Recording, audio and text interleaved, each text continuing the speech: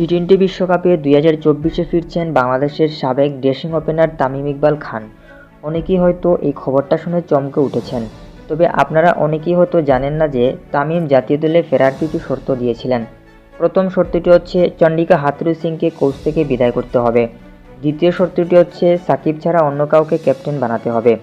এবারে এই দুটি বিষয় কিন্তু নিশ্চিত হয়ে গেছে। চন্ডিকা হাথুরু সিং নিজ থেকে পদত্যাগ করেছেন, অপরদিকে শান্ত 3 ফরম্যাটেই ক্যাপ্টেন্সি করবেন। কেউ হয়তো আশাই করেননি যে তামিম অ্যাটলিস্ট জাতীয় দলের ওয়ানডে ফরম্যাটে ফিরবেন। তবে এবার শুধু ওয়ানডে ফরম্যাটেই নয়, টি-20 ফরম্যাটেও ফিরানো হবে তামিমকে।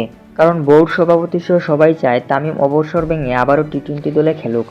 আর এর আসল কারণ হচ্ছে ফরচুন বরিশালকে নেতৃত্ব দেওয়ার পাশাপাশি ব্যাটিংয়ে করেছেন সর্বোচ্চ রান।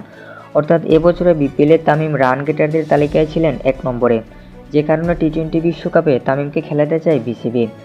তো ভিউয়ার্সরা, এটা আমার নতুন চ্যানেল। ভিডিও ভালো লাগলে অবশ্যই একটি লাইক করবেন, শেয়ার করে দিবেন, আর চ্যানেল নতুন এসে থাকলে অবশ্যই চ্যানেলটিকে সাবস্ক্রাইব করে দিবেন। ধন্যবাদ সবাইকে।